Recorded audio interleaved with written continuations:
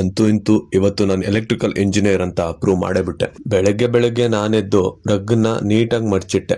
ಅಷ್ಟರಲ್ಲಿ ಅಮ್ಮ ಎದ್ದು ತಿಂಡಿಗೆ ರೆಡಿ ಮಾಡ್ತಾ ಇದ್ರು. ಸರಿ ಆಯ್ತು ಅಂತ ಹೇಳಿ ನಾನು ಹೋಗಿದ್ದೆ ನನ್ನ ನಿತ್ಯ ಕರ್ಮನ ಮುಗಿಸೋದಕ್ಕೆ. ನಿತ್ಯ ಕರ್ಮನ ಮುಗಿಸ್ಕೊಂಡು ಗಿಡಕ್ಕೆ ನೀರ್ ಬಿಟ್ಟು ಗಿಡದಲ್ಲಿ ಕಾಯಿ ತುಂಬಾ ಚೆನ್ನಾಗಿ ಬಿಟ್ಟಿತ್ತು. ಅದನ್ನ ನೋಡ್ಕೊಂಡು ಮನೆಗೆ ಬಂದೆ. ಅಷ್ಟರಲ್ಲಿ ನಮ್ಮ ಮಾವನ ಮಗ ವೇಟ್ ಮಾಡ್ತಿದ್ದ. ಅವನ ಜೊತೆ ಮಾತಾಡ್ಕೊಂಡು ಇವತ್ತಿನ ಪೂಜೆಗೆ ಕಾಯಿನ ಎಡಿಬೇಕಿತ್ತು. ಕಾಯಿನ ನೀಟಾಗಿ ಅದಕ್ಕೋಸ್ಕರ ಎಡ್ಕೊಂಡೆ. ಅದಾದ್ಮೇಲೆ ಅಂಗಡಿಗೆ ಹೋಗಿ ಒಂದು ಬಿಸ್ಕೆಟ್ನ ತಗೊಂಡು ಮನೆ ಹತ್ರ ಬಂದೆ. ಮನೆ ಈ ತರ ಕಾಣಿಸ್ತಾ ಇತ್ತು. ನಾನು ಸ್ನಾನ ಮಾಡ್ಕೊಂಡು ರೆಡಿ ಆದೆ. ನಾನು ರೆಡಿ ಆದ್ಮೇಲೆ ನಾನು ಈ ತರ ಕಾಣಿಸ್ತಾ ಇದ್ದೆ.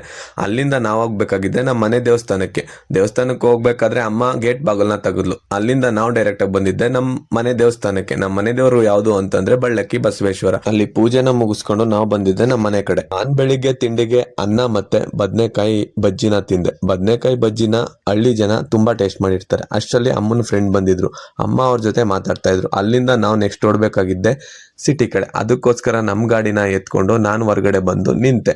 ಅಷ್ಟರಲ್ಲಿ ಅಮ್ಮ ಬಂದ್ಲು. ಅಮ್ಮನ್ನ ನಾವೇ ತಕೊಂಡು ನಾನು ಅಲ್ಲಿಂದ ಹೊರಟೆ. ಅಲ್ಲಿಂದ ಈ ಹಳೆ ಸೇತುವೆನ ದಾಟ್ಕೊಂಡು ನಾವು ಬಂದು ಸೇರಿದ್ದೆ ಈ ಭಯಾನಕ ಊರು ಕೊಳ್ಳೇಗಾಲಕ್ಕೆ. ಭಯಾನಕ ಊರಿಗೆ ಬಂದಿದ್ದೆ. ಅಮ್ಮ ಒಂದು ಸೀರೆ ತಗೊಬೇಕಿತ್ತು. ಅಷ್ಟರಲ್ಲಿ ನನ್ನ ಮುಂದೆ ಕನ್ನಡಿ ಕಾಣಿಸ್ತಾ ಇತ್ತು. ಅದ್ರ ಮುಂದೆ ಪೋಸ್ ಕೊಡ್ತಾ ಇದ್ದೆ. ಅಷ್ಟರಲ್ಲಿ ಅಮ್ಮನ ಮುಂದೆ ಇಷ್ಟು ಸೀರೆಗಳನ್ನ ಇಟ್ಟಿದ್ರು.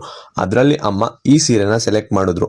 ಅದನ್ನ ನಾವು ತಗೊಂಡು ನೆಕ್ಸ್ಟ್ ಬಂದಿದ್ದೆ ನಾವು ಬ್ಲೌಸ್ ಪೀಸ್ನ ಸೆಲೆಕ್ಟ್ ಮಾಡಬೇಕಿತ್ತು. ಅಲ್ಲಿ ಅಮ್ಮ ಬ್ಲೌಸ್ ಪೀಸ್ನ ಸೆಲೆಕ್ಟ್ ಮಾಡಿದ್ರು.